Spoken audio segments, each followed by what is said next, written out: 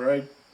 And you'll see part 2 is essentially the redoing the electronics, replacing the pickups and the output jack and the 3-way switch, and resoldering to the potentiometers. And I think part 3 will probably be the headstock, painting the headstock, sanding and painting the headstock. But anyway, so if you haven't watched part 1, please do watch it. Otherwise, this part 2 is you're just going to go, what's going on here? And you're going to be jumping in the middle of something. So if you haven't watched part 1, please watch part 1, because yeah, you'll get a better understanding of what's going on. One thing that I didn't mention in any of the video is with regards to socialism. Yeah, during the Cultural Revolution, people were taken off the land and sent to factories and that, but there was also, and same in the USSR, collectivisation of the agricultural land, where people were essentially, where they were working many times their land, and might have been making a small profit from selling, excess, if they weren't just subsistence farmers. What essentially happened is that it was all taken away from them, and then usually a lot of the time they ended up just working till they dropped on that same land, and yeah, so not good. But anyway, that's just one point. So alrighty, part 2. I had to take a phone call because it was well, yeah, I suppose you could say it was important. Well, it was important. That's my ex boss, or one of them, what is he, deputy general manager or whatever he is, but he's sort of directly in charge of the arm that we work with, the company. And he just wanted to touch base with me because he'd been told that I was pulling the pin, that I was quitting, which is sort of funny because, come on, man. Which is sort of funny because how do you quit a casual job? I'm going to have to cut these off. No, I'll put them on too good. They should be long enough anyway. What's going on here? I'll curl them over. I must have. Alright. So that one goes, okay, black is on top. Yeah, he wanted to get oh man, don't tell me I have to go there again. Alright, I'm so unprepared. I thought I did grab the wire strippers. Where are they? Oh, there they are. Jesus. Yeah, he wanted to get the story from me as to why I was leaving the company, which I just, told everyone that's it, I've had enough, I'm going. And obviously got back to him. And because I've been there, well, this particular job I've been doing for 9 years, but it's gone through a couple of different companies. And ownerships, and that's the old one. Here is the new one. Yeah, so he must think I'm a worthy employee if he's well,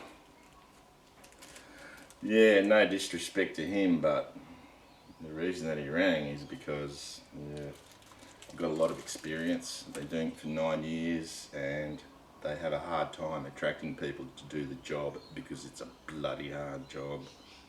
And no one wants to do it for the money that they pay. That's the problem. Which Not myself, because I work as a tradesman, so I'm on about $10 an hour extra than most of the other guys, so it doesn't bother me. But those poor buggers, they work their guts out.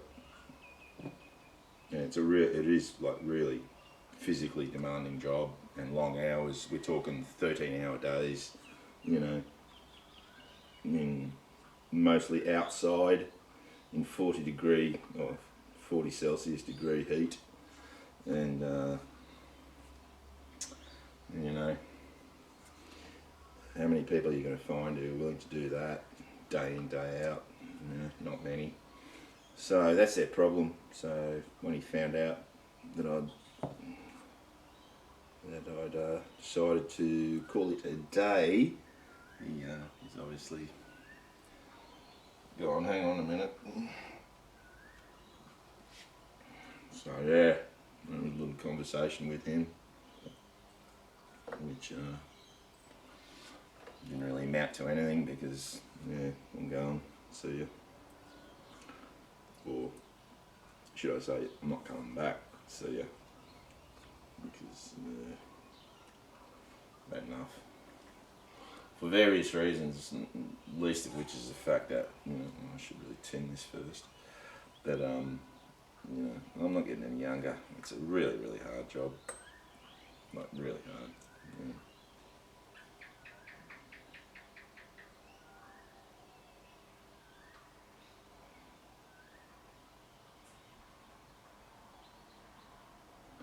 Literally one of the most physically demanding jobs that I've ever worked in. And that says a lot, because I've worked in some physically demanding jobs. So, yeah, like waking up sore, going to bed sore, it's not much fun. Stand up. Yeah, so I don't claim to be an expert solderer. I don't know what it is that you guys in the States and Canada say soldering when it's got an L in it. I find that really strange. Okay. Yeah. It seems to be a silent L for you guys. Soldering. I don't know what happened with you guys. I get another channel that shout out to is Dave's World of Fun Stuff. He's really funny. I've already done it before. He's really funny. Another guy is Dave's in Texas. These are all guys who work on guitars. I mean, Dave from Dave's World of Fun Stuff is works on some effects studio. Must be in Toronto, I think. And I don't know where. So he's got a lot of technical knowledge. And Dave's in Texas. I think he's a robotics technician or fitter or whatever. Yeah. So he's a really nice guy, a real funny guy as well. So yeah, if you want to see guys working on guitars, they're definitely two of them. And Rosa Stringworks, yeah. He's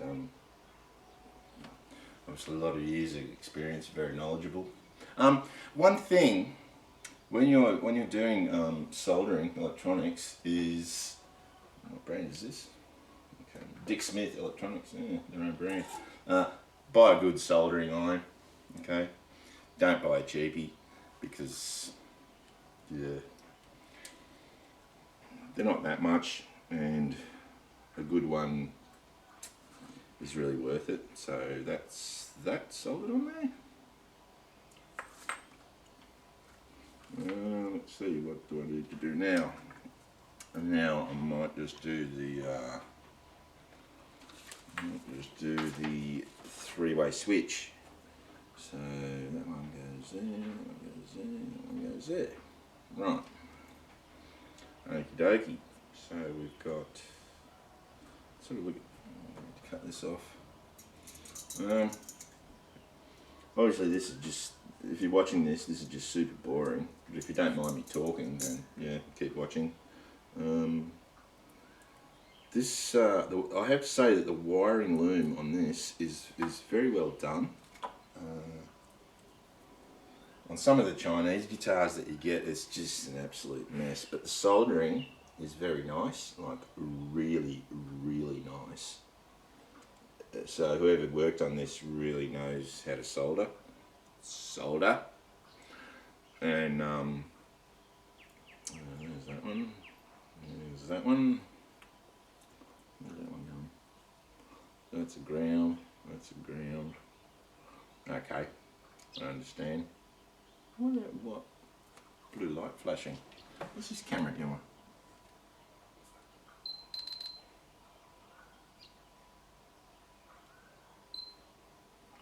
No idea why that blue light's flashing.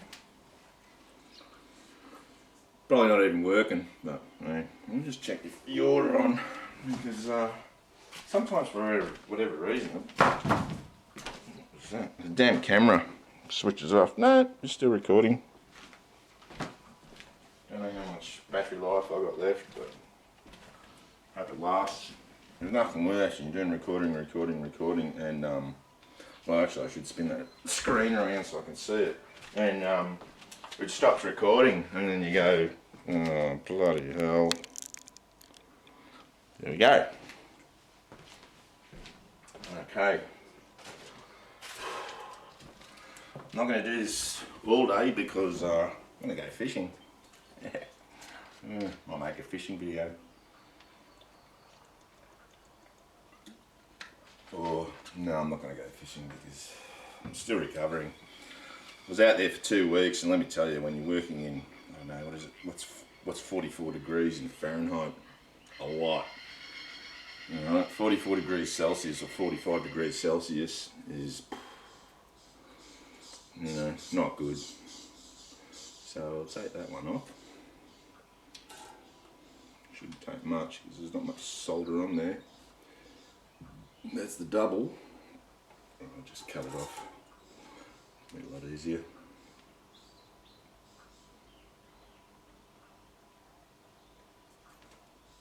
Strip that a bit more. I actually find doing this quite therapeutic, strangely enough. I'd really love to do this for a job because, yeah, I really enjoy it. I reckon guys whose job it is to repair guitars, I reckon, oh, best job in the world. But, you know, I think it's pretty hard to find that job. Let's move that up. How's that look? Neat.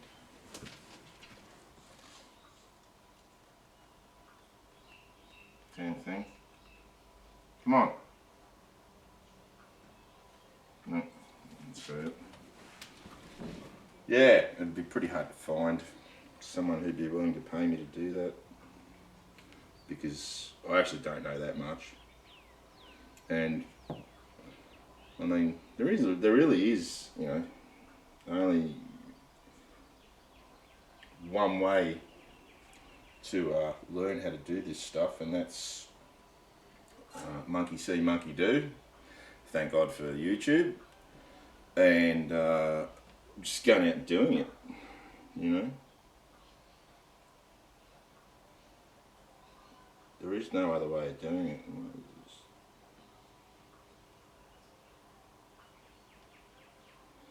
So there is a certain technique to soldering, and that is whatever base you're soldering it to, just heat up that base and just feed the solder in.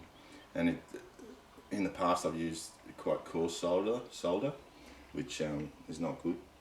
You're much better off using really fine stuff. Like what's this? This is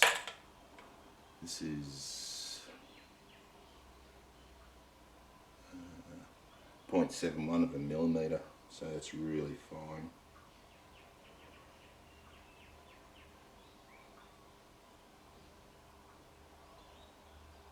Hey, cut that out. There we go.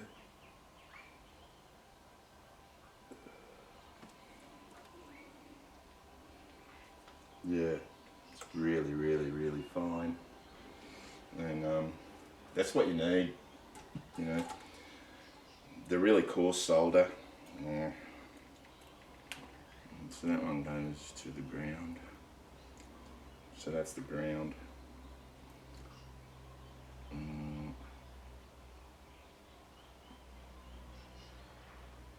No, that's... Hello. I've soldered that to the wrong one. That wasn't there, that was there. Where I cut it off. So I've screwed up already. Gooched it. Pull it apart. Talking too much, not concentrating enough. Pull that out. And that goes to...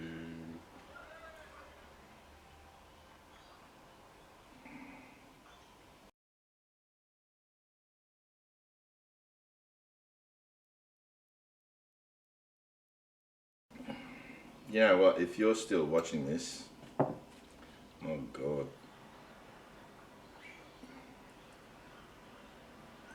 I don't know how much of this I'm going to have to edit out because, yeah, it's getting pretty boring.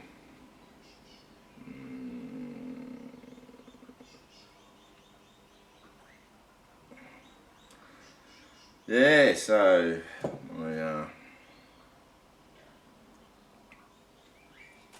boss didn't know what was going on, why I was leaving. Well, a few different reasons. Nothing's forever. Yeah, like I told him. I should have recorded that conversation, but yeah, I wasn't sure if he was going to ring me up and abuse me, or. But he was quite conciliatory, so yeah.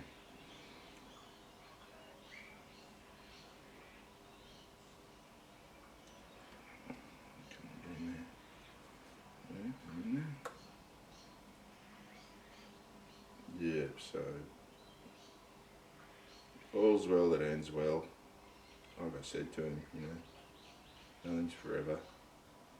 And I'm not getting any younger, which is definitely one of the issues. Bloody hard work, it really is.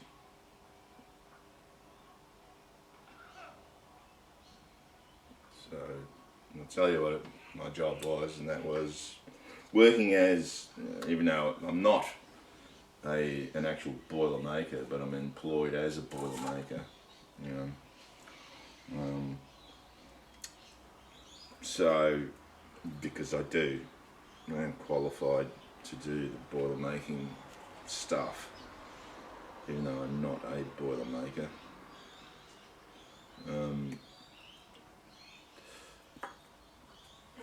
But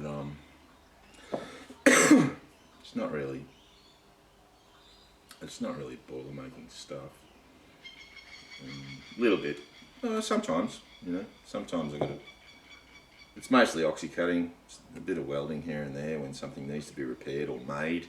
You know, you're gonna repair a device or a tool that you use. You know, so which happens a fair bit. Unfortunately, or used to. It's not going to happen anymore. Yeah, so that, and this is on mine sites.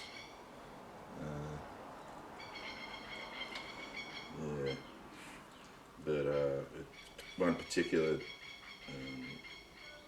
job, and that is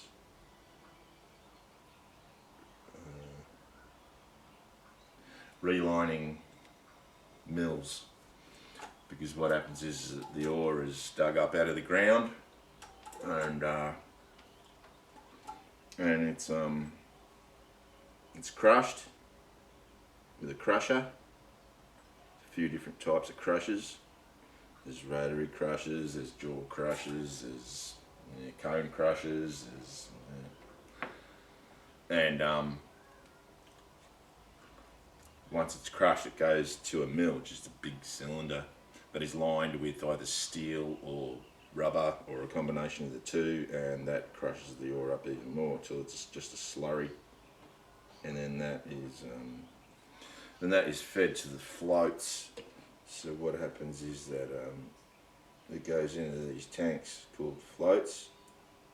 Oh, you mongrel! And then it's agitated, and certain chemicals are added to make it foam up. And then what happens is that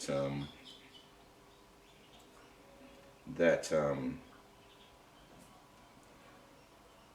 actual chemicals react with the metal that you're mining, that you want to extract from the slurry, from the dirt, and then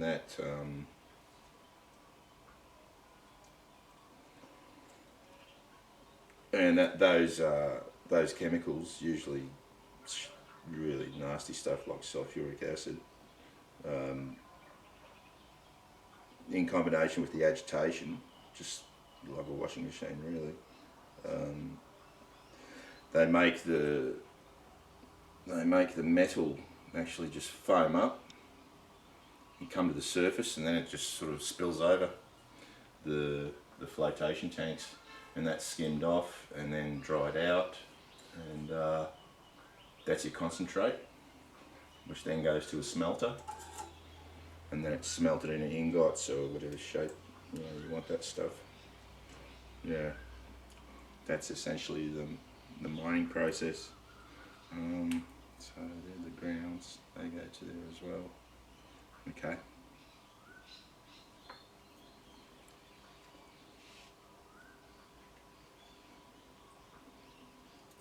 I'll just take some footage of that in case I screw everything up. So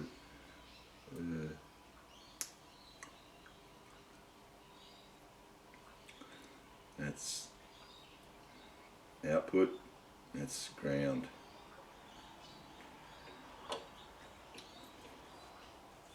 That's from the pots.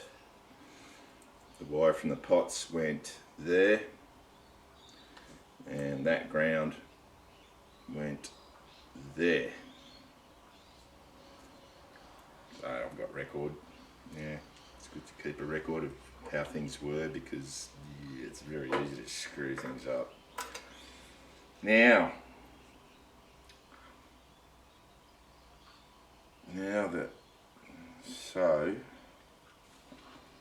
that I've got that disconnected, I can connect. So which one's the neck? That one was the neck, I believe, and that's got plenty of room, and they're both, there's plenty of wire in each of these, the Wilkinsons. There, heaps. To go to the switch. Yeah, heaps. Yeah. Okay. So this is the neck, and that goes. These aren't marked. I'm pretty sure that was the neck. Yeah. I'm pretty sure that's how they were. So this one's the neck. Usually they've got an N and a B for neck and bridge. These friggin' things have got nothing. It doesn't really matter. So this one is the neck, and that goes. Where did that go? It's got to go. So this earth is arse about on this one. and that's got to go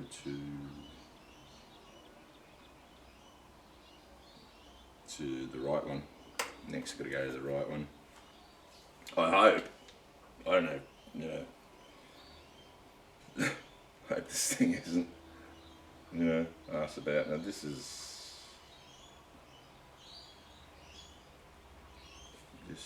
a double core. Should be.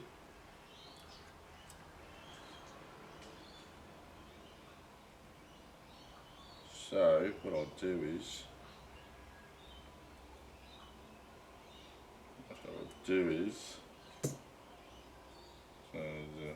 yeah, I hate this crap.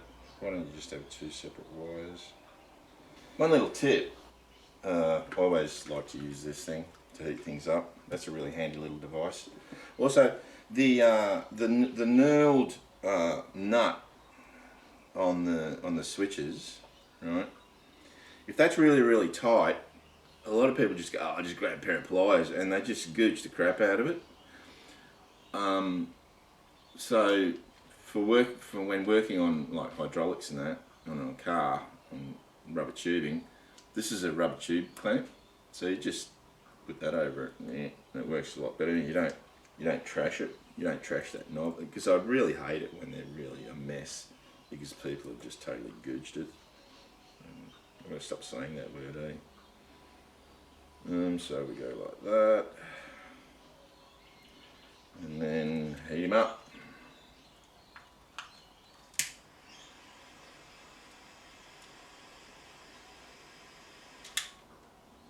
And there we go. How's that? That looks a lot better, doesn't it? Yeah.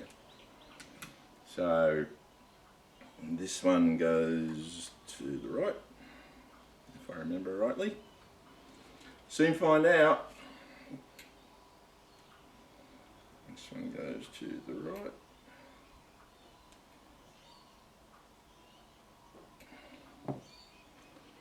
I hope. You know, this could be completely wrong, but because this switch is different to the Switchcraft switch is different to the switch, the Chinese switch that was in there. I mean, they're probably all made in China, but the Switchcraft one was a bit different, if you know what I mean. Yeah, I thought it was I needed it a lot longer. Where's the knife? Ugh. I can't find mine. Oh, it's right in front of me. Jesus. I'm going blind. Alright. Yeah. As far as tools are concerned, there really are some tools that you really do need. If you're working on electronics, you've got to have a soldering iron. You've got to have wire strippers. Decent cutters. Small medium-nose pliers, really fine solder, yeah, a multimeter, what else?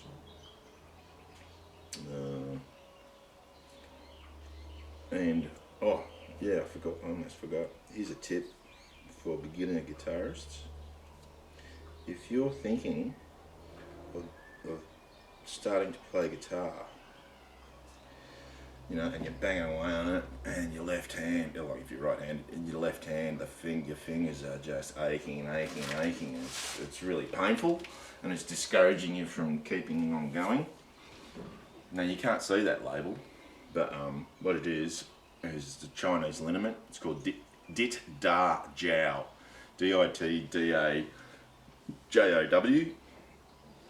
and that's what the iron fist and the iron palm and Qigong practitioners use to toughen up their hands and to heal any cuts or blisters or sores.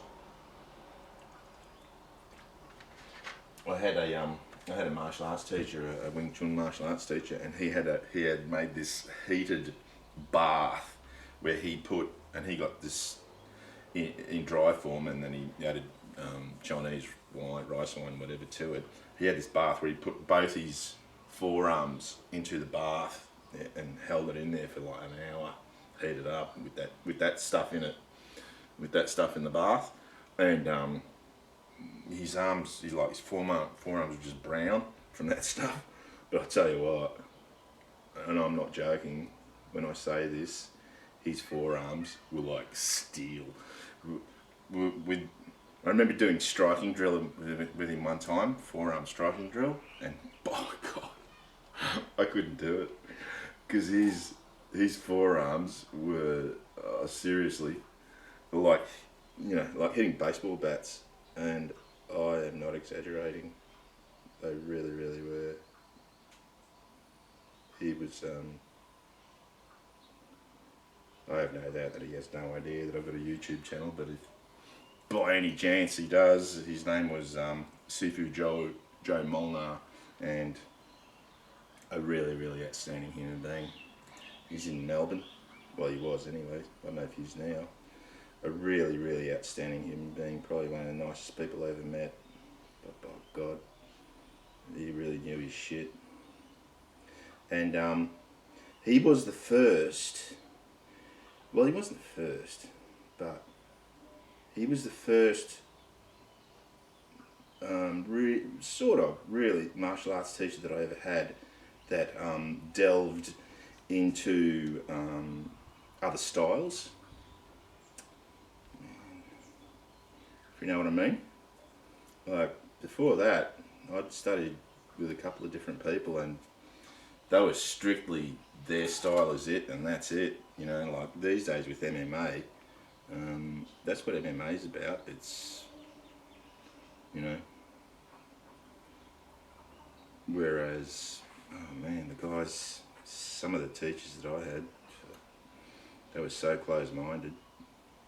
You know, they did not want to know anything about any other style or art or anything. It was just, yep, our style's the best. Screw the rest, and don't ever talk to me about that again. You know, they weren't all like that, but there were probably, I had a few martial arts teachers, and he was one of the notable ones, just for his open-mindedness, right? And another guy was actually here in Australia. You know, I think a lot of people would know the singer Kate Ceberano. Her father was one of the founding fathers of Australian martial arts, and he's a Hawaiian Filipino, American Filipino, and he was a very open-minded guy too, because he was big in Goju karate, but his ancestral martial art was it's called arnis, Spanish for harness, and what was I going to say? He was very open-minded. One day he said to me, "Oh, because I was more interested in the arnis, which is Filipino. It's not just stick fighting, but most people associate it with stick fighting." And he said to me, "Oh, you know, you're not a member of the karate," because he was like, I think at the time he was 7th Dan Goju karate. He said to me, "You're not studying the karate." And I said, "No." He said, "How come?" And I said, "Because, you know, fitness-wise, the harness does enough for me, and I was going to the gym and that, you know, a lot fitter than I am now."